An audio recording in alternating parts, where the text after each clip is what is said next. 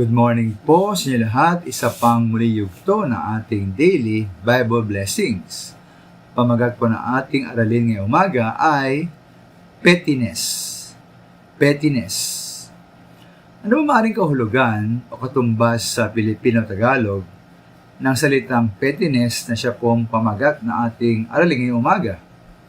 Ayon po sa aking pag-usuri, ito po ay hamak na asal, kaliitan, kakitira ng isip, at hamak na ugali.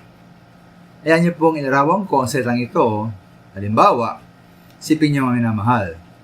Sa isang barangay, nagkaroon ng malaking baha at ang mga tao po roon ay pinsala. Sila po ay naging biktima ng kalamidad.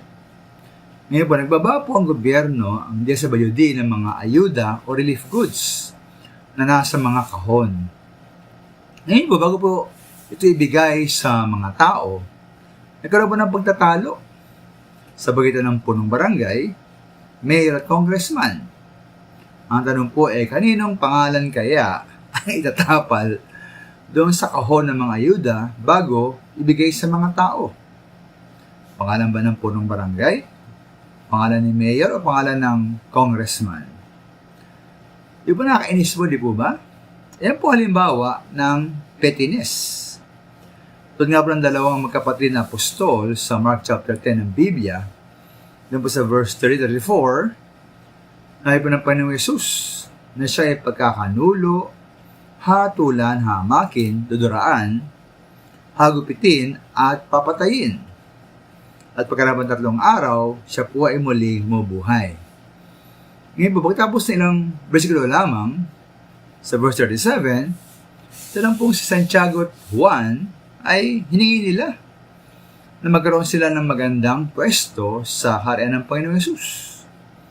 Na siya daw ay makaupo sa kanyang kanan at kaliwa. Ngayon po, sa konteksto po ng hinaharap na kamatayan ng ating Panginoong Yesus, di ba't napaka-petty po ni Santiago at Juan? Ba sila po ay nakakainis? Diyan po ang Panginoong Yesus, malapit ang mamatay.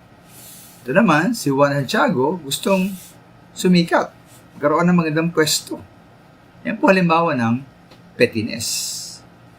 Ngayon po, maging po sa ating sariling buhay, ugnayan sa mag-asawa at pamilya, magkakamag-anak, sa iglesia mga minamahal, o tayo po huwag maging petty. Sabi nga po ng unang Pedro 4:8, atin pong takpan ang karamihang kasalanan. Baliwalain po ang maliit na bagay. At ipahalagang mga minamahal ang mga tunay na mahalagang bagay lamang. Huwag po tayo maging petty. Maraming salamat po.